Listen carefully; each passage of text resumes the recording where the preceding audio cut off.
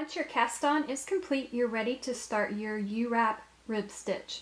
So to do our Uwrap rib stitch, we're going to knit the first peg using our Uwrap, and then we're going to purl, knit, purl, knit, purl, knit, purl all the way around, and that's going to give us the rib effect.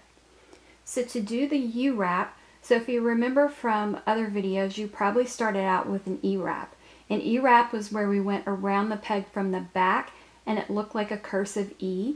Well, for the Uwrap, you're going to come from the front of the peg and you're going to wrap the peg almost like a half wrap. So I'm going to show you that like this. So as you can see, that looks like a U when you're wrapping the peg. So you're going to take your yarn, Uwrap the peg, and knit off. And then you're going to come to your next peg and do your purl. Your purl is where you take your hook underneath the loop that is on the peg.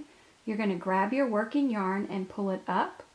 You're going to take the old loop off the peg and put the new loop back on and gently pull. So we've done a knit and a purl. Now we're just going to start that pattern over again. With our Uwrap, we want to make sure that we're not doing it too tight. Just by default, the Uwrap can get very, very tight. And it can get so tight that it's going to pull on your pegs and it's going to get really hard to work with. And it's going to make your band, the brim of your hat, really super tight. So we just want to make sure that we keep our tension not too tight when we're doing our Uwrap. So we're back to our Uwrap knit stitch. So we're going to half wrap the peg and knit off. Bring it to the next peg and purl. New loop on. Okay, knit using our Uwrap and purl. And we're just going to work this pattern all the way around for how, oops, sorry, see, wasn't paying attention and I'm so used to doing the Ewrap, and that can happen when you switch, when you're always used to doing one pattern. So this is our Uwrap, knit off, and purl.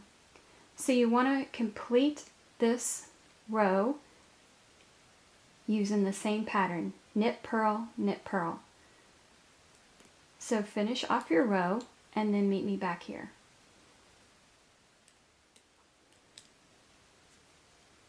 So I'm just finishing up my first row.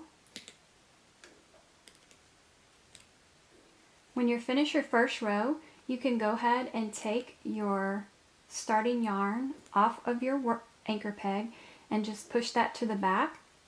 And we're just going to leave that for when we finish the hat. We will weave that in. So row 1 is finished of our rib stitch.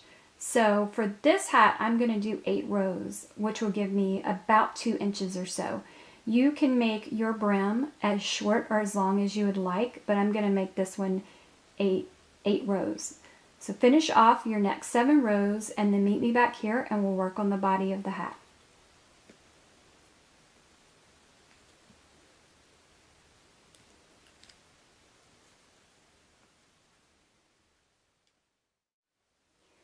I just finished the 8 rows for my brim using the Uwrap rib stitch, and there we have it. So we did this pattern on our rib stitch, and you kind of want to stretch it out a little bit when you do the Uwrap, and it'll kind of work itself into the nice little ridges. See how beautiful that looks? So cute.